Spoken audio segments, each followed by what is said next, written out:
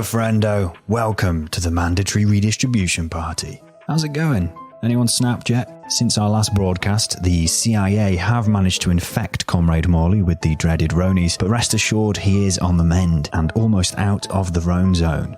For this episode, I had the privilege of talking to Ben Tippet, a researcher on wealth inequality, about his fantastic new book, Split. The book is a tight, well-researched and accessible dive into the class divide in Britain today.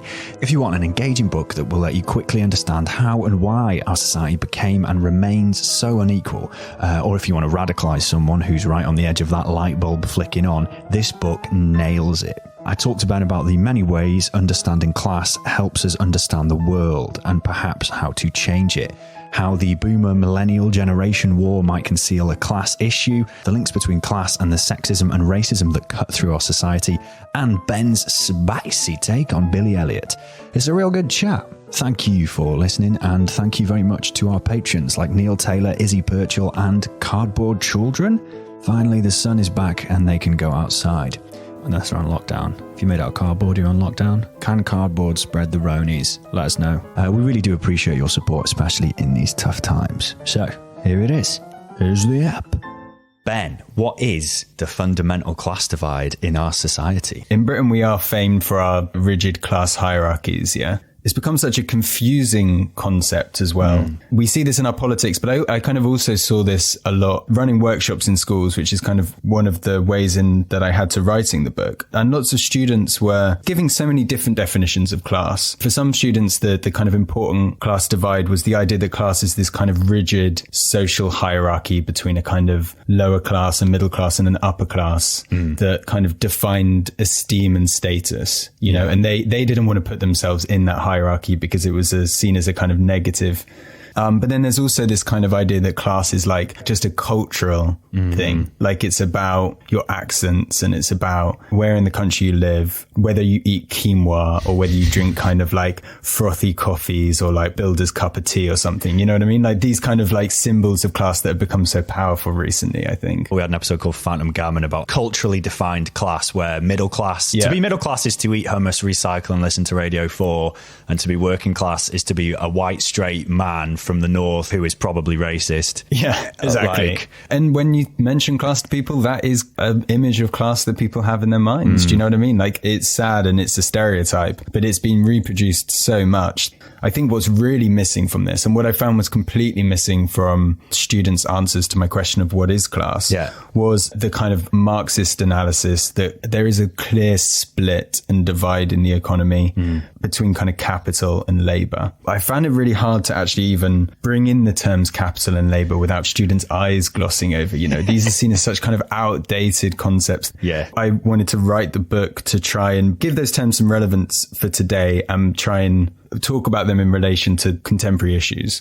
You know, maybe just to briefly say what the divide is. And it's not necessarily just a divide between people who are rich and people who are poor. We live in a society in which the ownership of all the things in that society, the financial assets, the houses, the business assets, these things are concentrated. When you own these assets, what you have is an ability to extract income from them. If you own a house, you can rent it out and earn an income from it from not really doing anything. If you own a stock and share, you can extract a dividend from it. Again, not really doing anything. That kind of way of making money, I guess, is contrasted to the other way of making money, which is the one probably most of us are more familiar with, which is the idea of having to go out to work and kind of earn an income, doing wage labor. And I think this divide, even though it is messier than it has maybe been at certain points in the past, but I think it's still such an important divide for understanding where inequality comes from and why people do the things that they do in the economy, and really where power lies in modern Britain today. The biggest class divide in society is between the people who own stuff, who control the places we work and make money through ownership, and the people who can only survive by selling their labour. And they have to sell their labour because the way that they pay for where they live and what they eat is money, because everything exist in a market, and there's no escape from that system. I think it's really interesting.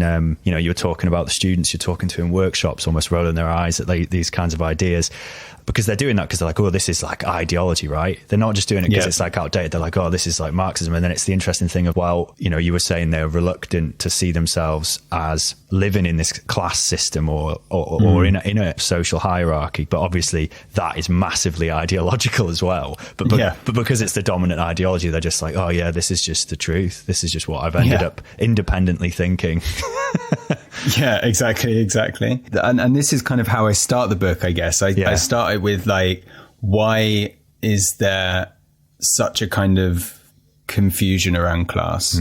Why are we not talking about capital and labor? And why is there this idea that kind of class is such an outdated concept? What we have in Britain is kind of, in a way, our understanding of class is stuck, I think, in the kind of last period where there was like a proper class consciousness, the 1980s. And this obviously came with huge changes in the global economy with the rise of kind of neoliberalism, and the central premise of neoliberalism being individual competition. A good way to think about this is the film Billy Elliot. It's kind of a parable of neoliberalism. It was made at the high noon of neoliberalism. Tony Blair just won. It was the new millennium. Everybody could become a successful homeowner in Britain today and get rich off it. And in Billy Elliot, what obviously happens, a young boy who grows up in a northern working class town during the miners' strike, he wants to become a ballet dancer. And so it's kind of set against the backdrop of this kind of year-long strike. What happens as the film goes on is that Billy Elliot's kind of community collectively tries to kind of fight for their rights and loses. What Billy Elliot does is he kind of individually becomes a very like successful, talented ballet dancer, moves down to London without... I'm going to give it away because I'm assuming most people have seen the end. At the end of the kind of film, like it opens up with him in somewhere like Sadler's Wells or something, like a kind of ballet scene in London where he's like playing the kind of main part. So it's such a, it's like to be successful, you have to be a competitive, individual, talented ballet dancer. Don't start kind of trying to organize class struggle with your community because you'll be a failure, You also point out the same guy who made that makes the Crown. Yeah, The Crown it looks at the battles and the customs of the top end of Britain's class system. And I thought it was interesting that this guy, Stephen Daldry, also was so interested in the bottom of the class hierarchy as well. And it's all about kind of reproducing these, I think, very nostalgic images of class. Yeah. Going back to my point about, why are we so confused about class? Well, I think in a way we're kind of constantly bombarded with these very nostalgic images of class. It just feels outdated. And it's not just The Crown or Billy Elliot. It's also Downton Abbey and this kind of stuff. And our media love to just reproduce this and sell it to audiences across the world. And I kind of start the chapter with this idea that class is this kind of lucrative British export in that kind of way.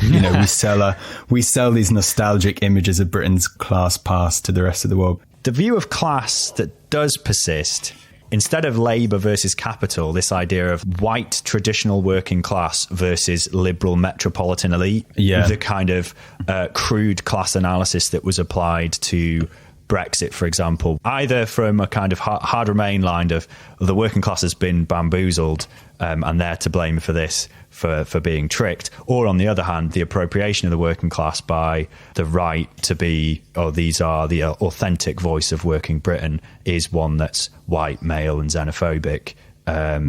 Our elite project is justified because it's serving this working class, even though, it's totally mythologized. That's class as it exists in political discourse. They're almost trying to say those same communities mythologized in Billy Elliot are the ones who've been betrayed by, for example, the idea that we're letting all the immigrants in or whatever. Exactly. I think that's kind of what I was trying to get at, really. In a way, it's like class is obviously coming back onto the agenda, as you say, I think, and as neoliberalism starts to kind of fall apart, which we're seeing so rapidly now, the right have really taken this opportunity to form a class message that just times so neatly with that old nostalgic image of class that we've just been constantly kind of consuming since the 1980s. Even in Billy Elliot, it's the kind of left behind thing, I think, is like Billy leaves his community to go to this metropolitan elite London as well. So I feel like within that, there's almost that divide there being told a little bit as well. Yeah, to do ballet, which is coded as a middle class. Yeah.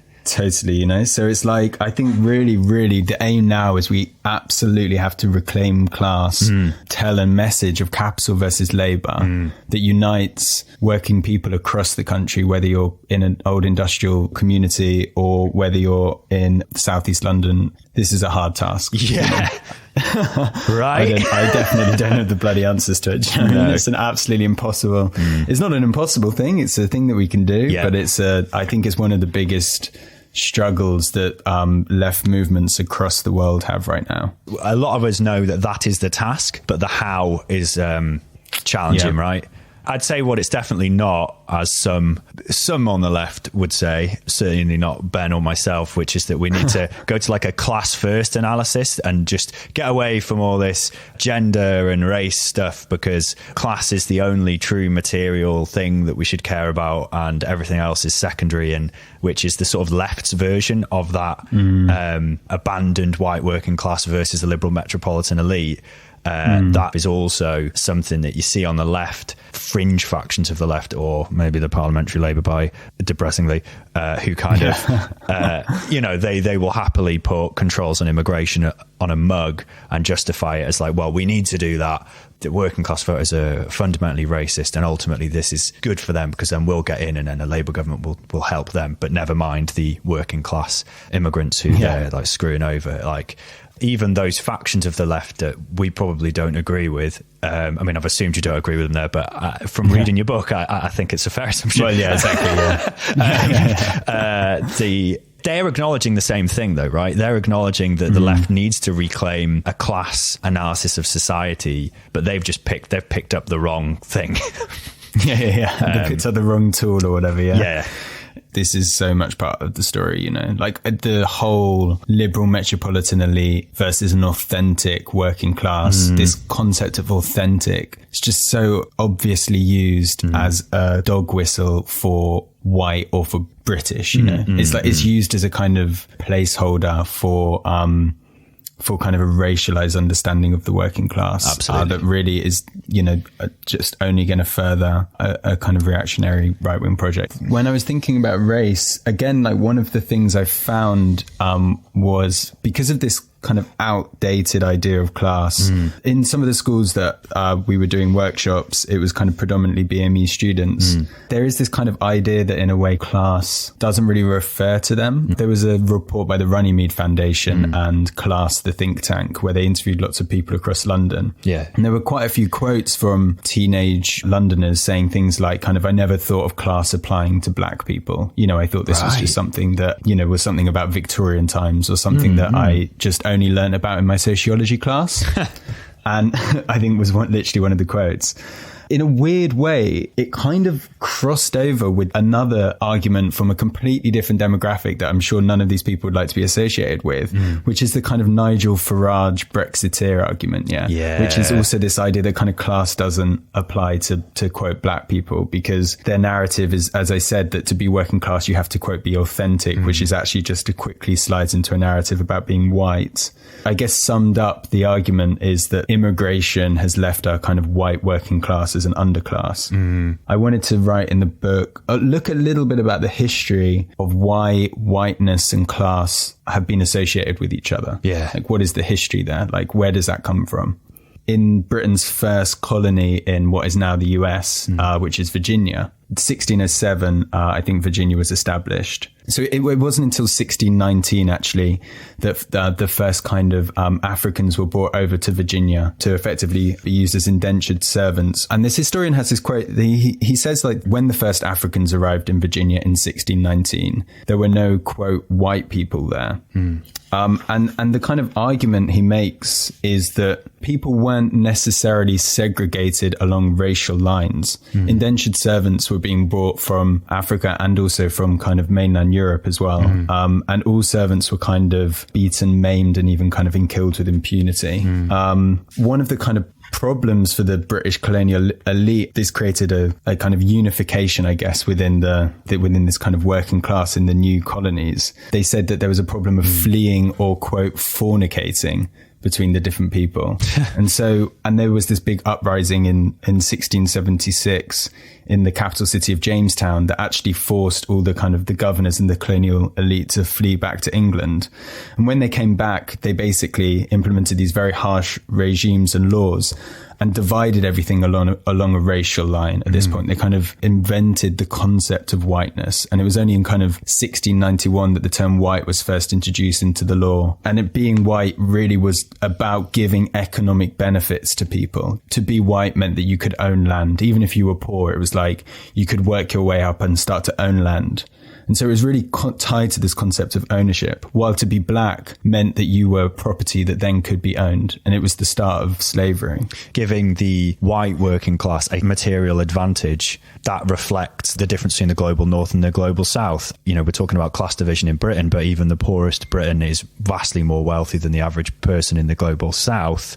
The biggest class divide in the world there is enforced by borders. That is kind of an echo of that same, let's give certain people advantages so they can kind of see themselves as part of this Volk, this in-group, and then project their animosity outside rather than up in the class system, right? Exactly. There's an economist, a guy called Branko Milanovic, one of the top chief economists in the World Bank. He's kind of now just writes a lot of the global statistics on inequality. And he's got this interesting article where he looks at what were the differences between different workers in different countries. Like, what were the income differences at the time that Marx wrote the Communist Manifesto? And he looks at it now. So, for example, what would be the difference between a low-paid worker in the UK and a low-paid worker in Chile in the 1840s? And what would be the difference between those two people now? And does this for kind of a load of different countries? And his big argument is that, in a way, exactly as you're saying, there's so much more of an inequality now between different workers across different countries. When Marx kind of was saying, you know, workers of the world unite, people had a shared material experience of the economy then in a way that maybe they don't now, which is a huge problem for trying to build international solidarity across the world, you know. That was something I thought we need to kind of put that into our class analysis in a clearer way as well. Because it is a class analysis, right? This is the thing of like hand waving away immigration as not about class or not a true material concern is bullshit.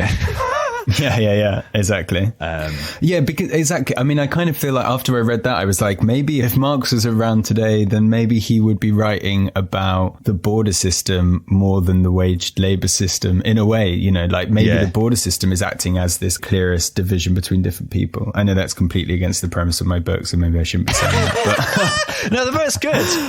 You know what I mean? You need both. You need both. You need both. You can think things that aren't in the book. Yeah. I'm not now just tied to this text forever, you know.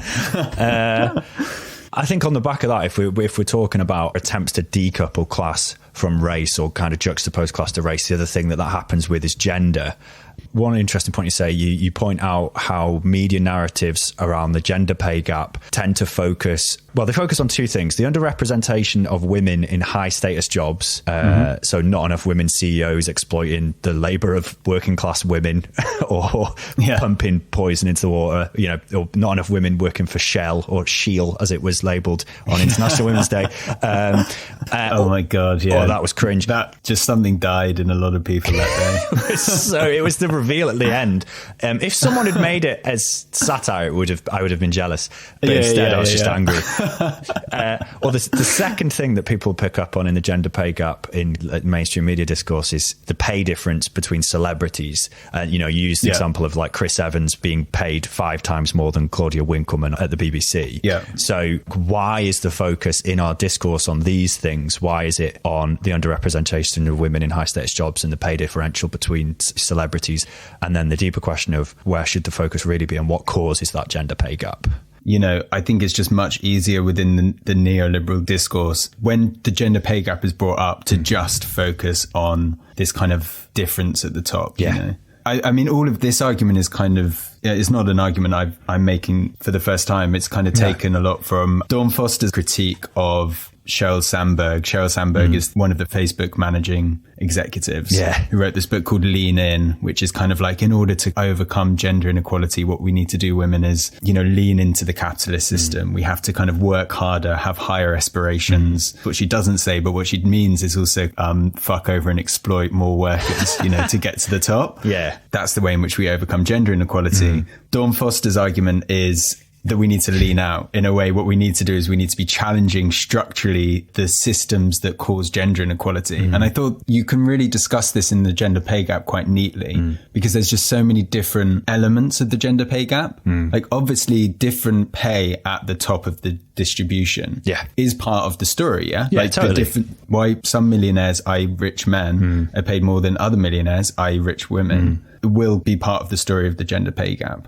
But just focusing on that misses two other huge important drivers of the gender pay gap. The first is occupational segregation. Yeah. There's a gender division of labor within the formal paid sector.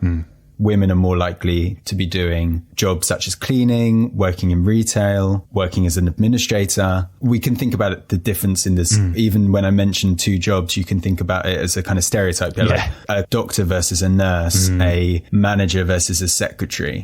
We have gendered conceptions of which kind of jobs should be done by whom. It's the jobs that are kind of seen as feminized jobs that are the ones that are paid less. Why is that? Why is it that the jobs that women are segregated into are the ones that are paid less? Part of the story is because of the fact that it is considered to be women's work, and therefore it's considered to be undervalued. And this gets to a kind of fundamental question, I guess, in economics, which is, why are some jobs paid more than others? Mainstream economics has the view people are paid according to how productive they are. Yeah. A CEO is paid more than a cleaner because when a CEO joins a company, the stock price of that company increases, you know, a few million. When if a cleaner joins that company, the stock price doesn't change. The great stock price line will tell us who's productive and who's not. This has been challenged a lot, but with this corona crisis, this is getting completely blown out of the water. Yeah? We're seeing that the most important jobs are the jobs that are traditionally seen as women's work. A lot of them are jobs that have been underpaid and precarious. So, for example, nurses, carers. Exactly, carers. Actually go to the government's list of key workers and have a look at it. It's quite interesting. Why is it that what is considered to be women's work is lower paid? And I use the example of the film Hidden Figures. It's a film about the 3 black women working in NASA during the Apollo mission. What's kind of interesting about the film is that it kind of follows the forgotten history of black female programmers and mathematicians within the space program. So a lot of the kind of calculations and programming of early computers and all of the calculations to actually get people to the moon were done by black women. Yeah. At the time, this was not considered to be intellectual work. This was considered to be kind of like administrative labor. It was considered to be kind of low skilled and monotonous and clerical. It's so amazing if you contrast that with that sort of learn to code, bro, like thing. Well, exactly. Well, and so actually it's kind of interesting to know like where that came from. It actually came in the 80s with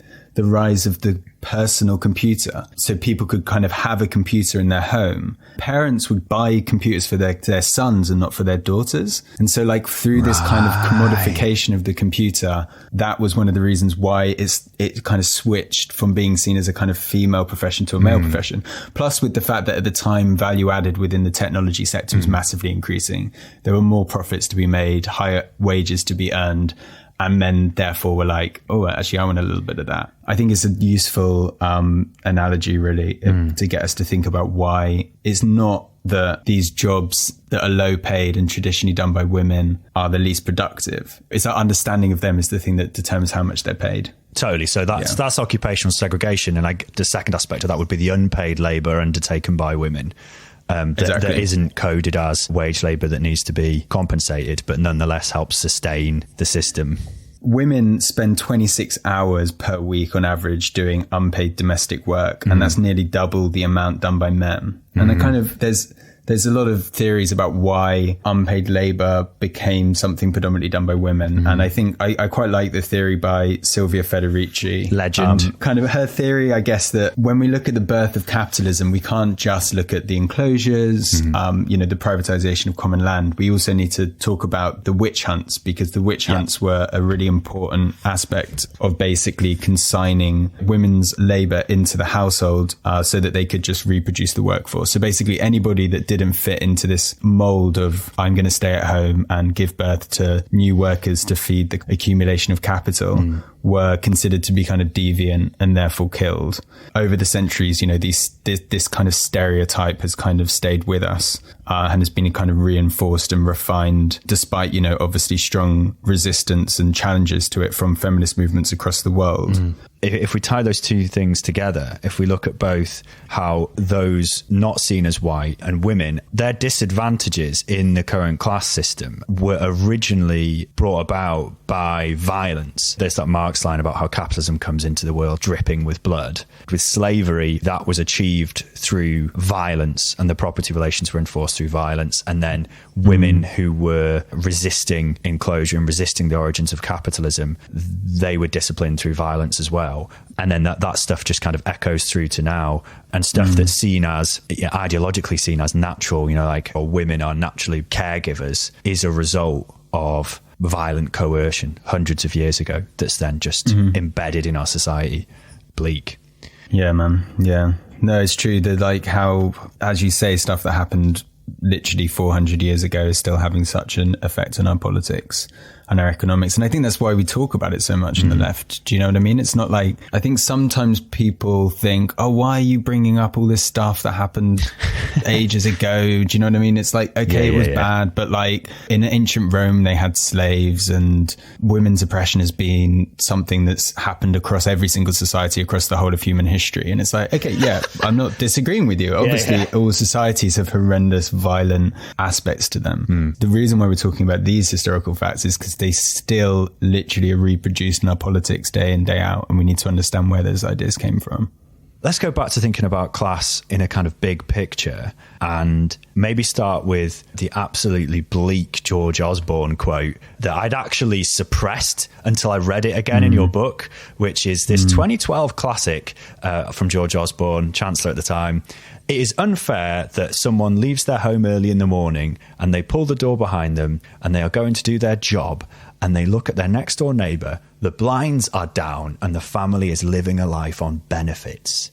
God, man, yeah. How does this, the language used at the time of strivers versus skivers, how does this thinking distort how people see class? Or is very much out of the playbook that class doesn't really matter. We're all individuals competing in a kind of global economy. And if you're failing, it's because you're not working hard enough.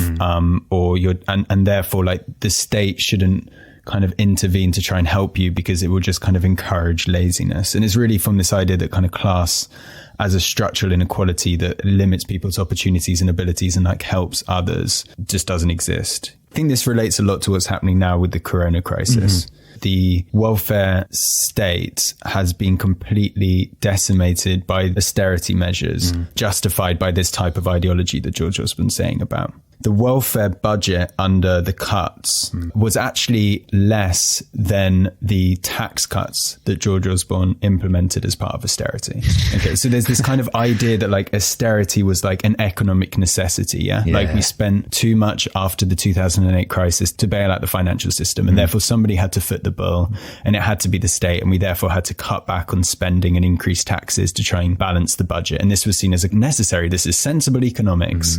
The slight segue is one of the primary papers, I'm sure people probably have actually heard about this, but it's a point worth repeating to everyone is that one of the primary papers that justified austerity, that said if your government debt to GDP ratio gets too high, then your economy ends up running away and collapsing or something, you'll have huge costs to your GDP. One of the papers that was trying to justify this stuff was actually found out by a PhD student to be based on a spreadsheet error, somewhere within the Excel spreadsheet. The results were just completely false. They were completely wrong. I remember that coming out. It was in the Miliband era of Labour. And I remember everyone knew, even without that little technical glitch, that everyone knew the premise was kind of absolutely bonkers anyway. But when that actual thing came out, in a just world, it would have been front page news and the Labour Party would have picked it up. But instead they went into the next election basically saying, we'll do a compassionate austerity, or, you know, whatever that grim era put forward. Actual spreadsheet error. This is as you say, you know, we don't just need to have the spreadsheet error to understand that this was a political choice. You know, austerity, the idea that you would put such extreme cuts on the welfare budget at the same time as giving tax breaks to predominantly the richest in society. That was the other thing. There was reports by the IFS at the time that looked at the distribution of these tax cuts, and it was predominantly benefiting the richest in societies, because the tax cuts that they implemented were cuts to things like corporation tax. That's literally a giveaway to profits. The discourse about what austerity was, well, you know, we're all in this together. We have to make tough decisions. Although my tough decisions are decisions that are not going to affect me, but you. Like it was never about rebalancing the economy. It was about disciplining the working class. Like disciplining the working class to make them even more exploitable by capital, even more exploitable, even more likely to take up things like 0 hours contracts, which have massively increased. Of course, private companies like ATOS can make a little bit of money on the side by doing fit for work tests and things like that. Exactly. But ultimately, it's about making working class people feel like shit and feel afraid and feel vulnerable in order that they can be more effectively exploited. I mean, like you say in the book, like you make that point elsewhere when you're talking about the prison system, where you're talking about empirical studies demonstrate that our prison system is completely ineffective at rehabilitating people. You drop that a Carla quote where it costs more to send a child to prison than it does to Eton, and then you dare to suggest, I think probably quite accurately, almost as if the function of prison is not to rehabilitate people, but precisely to reproduce the race and class inequalities that it does. And the austerity agenda, I think, fits in exactly that paradigm of, if we, instead of looking at what they say it's for and going, it's failing on this metric, we go, well, what is its actual effect? Perhaps that effect is its intended effect, right? Exactly. I mean, you know, on the prison point, I think this is, it's such an important, the prison as an institution is such an important way of reproducing class relations in society. Obviously, people from all different classes commit crimes. Totally. You know, if you commit a crime and even if it's a kind of a horrific crime, and it's actually an illegal crime. Yeah. I'm not just talking about kind of like moral crimes that might be hard to kind of pin down in a court of law, like, for example, arms sales that are going on at the moment to bomb civilians in Yemen, or, for example, Grenfell. The kind of ongoing destruction of the planet, or Grenfell or something. You know, these things that are kind of morally horrific and should be illegal, but at the moment might be hard to criminally prosecute someone. I'm not talking about these things. I'm talking about actual crimes that you could criminally prosecute for. We see so many examples where if you're systemically powerful enough, you won't be held to account. And there's the example in 2012 of HSBC was found by US federal investigators to have laundered at least $881 million for the Mexican Sinaloa drug cartel, which is actually run by this billionaire El Chapo that I talk a little bit about in chapter 4 as well. And basically, you know, the investigators actually discovered that senior bank officials were complicit in illegal activity.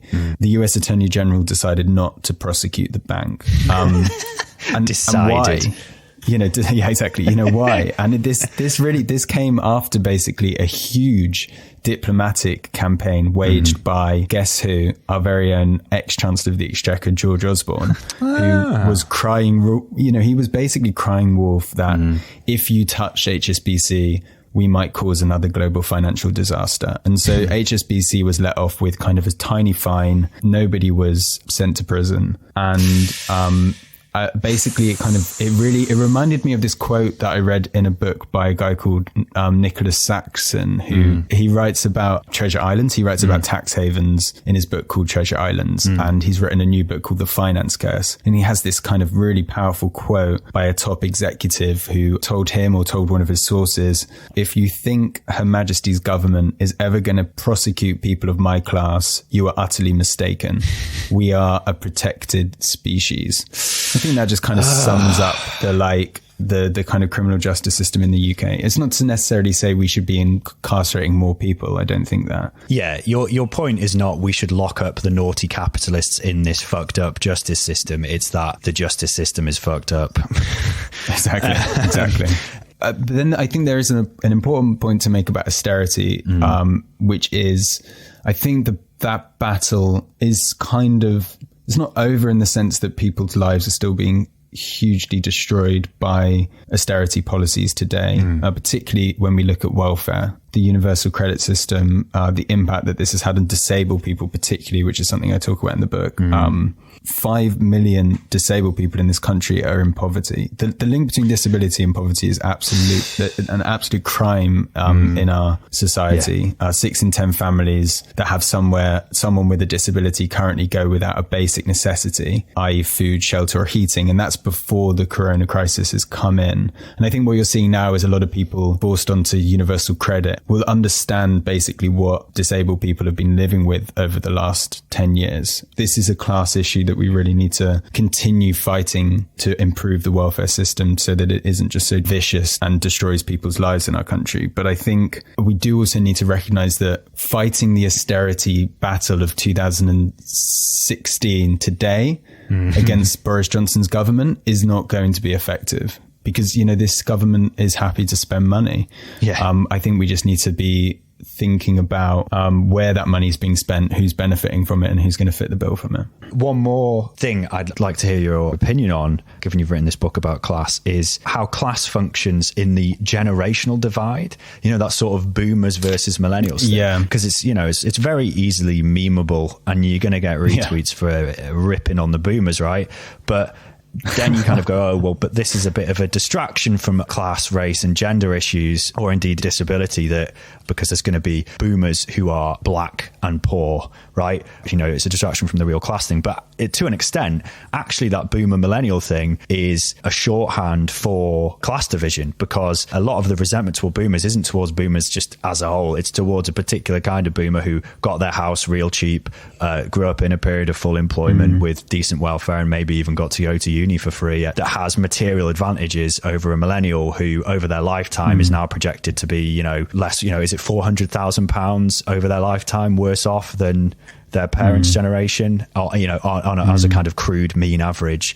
Like the boomer millennial thing, I've moved from going, this is concealing the real class division, to now thinking that is an expression of the class division in Britain. Definitely. I would love to hear your opinion on that. Yeah, I think it's not to say that class is solely a generational issue. Obviously it's not, but clearly there's some kind of resurgence of a class experience within the young, definitely. So I think this has kind of been under the banner of like millennial socialism. Yeah. Like there seems to be a rise in young people having an unfavorable view towards the economic system, towards capitalism. And this kind of shows out in quite a lot of polls across different times and across different countries. Okay? Yeah. So it's not, I feel like just sometimes picking an opinion poll at one single point in time to justify your point of view isn't particularly legitimate. It's not necessarily completely corroborated, but definitely what we've seen is in Britain, for example, in 2016, there was a YouGov poll that showed young people between the ages of 18 and 24 were 18% more likely to have a favourable view than an unfavourable view of socialism. And their views on capitalism was the complete opposite.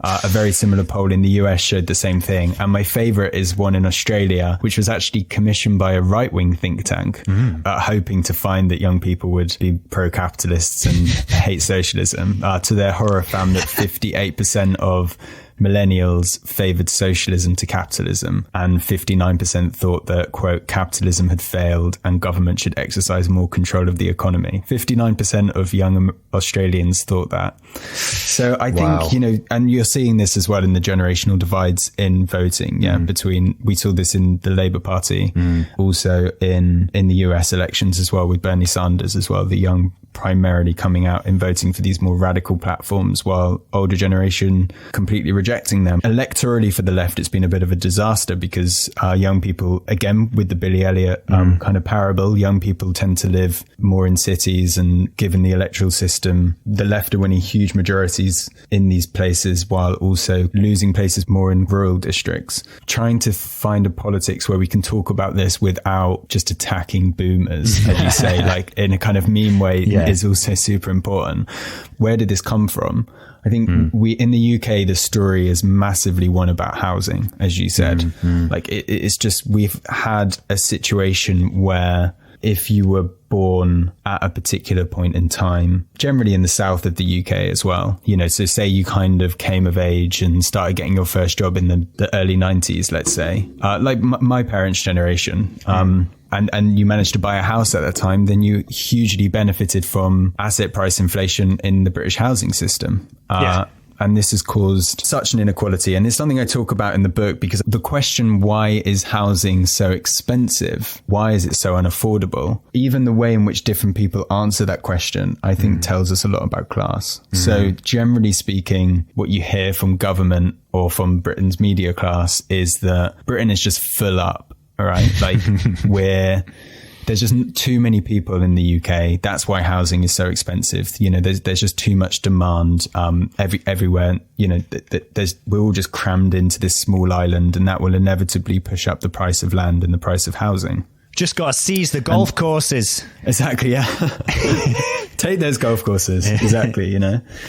But actually, the price of housing really has nothing to do with population levels. This is just completely a myth. Britain's house prices increased by something like 200% in the 10 years running up to the financial crisis in 2008, which was the kind of main period of house price growth in this country. And during that time, though, for every 4 new people who were added to Britain's population through immigration and through new births, 3 new homes were built. Okay. So basically that's enough homes, given the fact that very few of us actually live on our own. Yeah. That's enough homes to kind of meet the demand of Britain's increasing population. It doesn't explain this astronomical rise in house prices. So the question is, what does explain that? It is a story of capital and labor, I think. It's about the commodification of housing. Housing has been turned into a property rather than somewhere to live, you know, because we can ask the question, like, what is a house today in Britain? Why do we build houses? What are they for? What's their purpose? It's maybe a silly question, because you might think, okay, well, a house is there to, you know, it's somewhere for people to live. And that's true. But houses also have another function in our society, which is that they're a financial asset, and a very lucrative financial asset for a lot of people that's propping up our financial system. And I think there's a conflict here, yeah? I mean, Marx would say between use and exchange value. I'm talking about use and exchange value I'm trying to put it in language that I guess, and I'm not using that, I guess. But it's a useful thing. As soon as you get the idea, it's useful to get the idea, and housing's a good way into it, that there are things have a use value of like what they can be actually used for, and then once they enter the market, they have an exchange value of what they can be sold for they become a commodity. That's a useful thing, because it doesn't just affect housing. So I think it's fair to bring it up. Exactly. We're not being too Marxist, bro. It's helpful. It's a helpful way of understanding. No, it's good. No, it's a really important thing to think about. And we see this, the fact that the exchange value, or the idea of housing as a financial asset, has undermined the ability for housing to be a home. These two things can come into conflict. You see this all the time. In the UK, you see this in the fact that half of new builds in London are left empty, despite the fact that we have a city where nearly at least 6,000 people sleep rough on the streets each night. And they're left empty because they can be left empty and just accrue capital gains and make more money for their owners. We also see it in the fact that communities are kicked out of the areas in which they live in by gentrification so that spaces can be turned into luxury apartments. In fact, where I used to live, the old chest hospital is now being converted into a series of luxury apartments, which I thought, given the corona crisis, is maybe one of the poignant sign of the wrong steps we have taken over the last kind of 20 years. Okay, so why did this commodification happen? We kind of know how it happened. It happened by the selling off of council homes in Britain's biggest privatization of state assets, which is the right to buy policy. It's happened with the kind of rise of buy-to-let landlords, which was a term I realized was only coined in the 90s. Yep. It's quite a recent thing. And it was coined, I think, by the actual industry body as well. Buy-to-let landlords has increased by thousands and thousands of % since then. And it's benefiting capital in two layers then, because it's benefiting the mortgage industry and the buy-to-let landlord themselves. So there's two levels of extraction from the person actually doing the work that's to pay the rent. Exactly. Because, you have this huge rise in mortgage lending, and this is the thing that's really been driving the prices up. It's a bit like, I'm trying to think of a way to describe it for people, but when iPhone bring out a new phone and it's like it continually increase in price, and you think, but people's wages aren't going up. How can they continue to buy these things? And it's basically because you just take out effectively a bigger contract on it. Your contract's longer, you pay it off over a bigger amount of time, you increase your debt, and they're happy to give that to you. So it's the same thing with housing. They're happy to give you more debt. And that's the thing that allows the price to increase. And so basically, why did all this happen? I think it is largely to do with a challenge, the kind of crises that came out of the 70s between capital and labor. Finance, I think, was a response to the fact that there were these kind of big conflicts within industrial capital, and capitalists were looking for a new way to make money, given kind of technological change as well, and the bargaining power of labor at the time. They went into the financial system and it kind of boomed, and they were looking for financial assets to underpin the whole thing. And in Britain, the way to do it was to try and make everyone a homeowner. But what we're seeing now, particularly with the generational thing to kind of maybe come full circle, is that you can't do that forever. Home ownership is now decreasing for a whole generation of people, quote, generation rent. They're going to end up in a situation where they're not going to be able to afford to buy a house throughout their lives. They'll have to end up renting. In the first government inquiry into the issue in 2019, this is the government, okay? They said if things carry on as they are, our generation will on average remain trapped in the extortionate private rental market throughout their lifetimes. In retirement, they could be forking out on average 80% of their pension income on rent. We're talking like 50 years time. And I hope in a way our politics will have changed a lot by that point, that these predictions aren't going to come true. And maybe that's maybe one of the last things we could talk about actually is like, why do we talk about capital and labor and class in this way? Because a lot of these stats are pretty depressing. Yeah. Like this is quite a negative framing of our society. And it's very like, I don't know, like it can make you feel hopeless. But I think the important thing about understanding the capital-labor relation is that actually there's a lot of power within labor. Nothing's revealed that more clearly than the corona crisis, right? Totally, yeah. Yeah, exactly. Like bloody hell. And as we see, which as we mentioned earlier, which jobs are the important ones and which ones aren't, that gives a lot of power to people. We know from the past that one of the most successful ways of engaging in a quote unquote class struggle to try and improve their situation is by collectively acting to demand better conditions. And it's a very, it's a successful strategy when people work together to kind of do these things collectively, because it's only by, as a group, withdrawing your labor, or as a group threatening to withdraw your labor. It doesn't even need to go that far, even as a group coming together, pooling resources so that you can do skill shares on your rights, or, or run a campaign for somebody who in your community or your workplace who's being screwed over by something. It's only collectively that, we can actually successfully challenge these structures. And I think the capital labor understanding of class helps us see that is like class is something that we do rather than something that like, I don't know, like about our accent, something that we can't really change. And it's that's a good thing about the book is you consistently give agency to the people in the stories of like, like you said, it can be quite a bleak story and a bleak narrative when we talk about how bad these things are.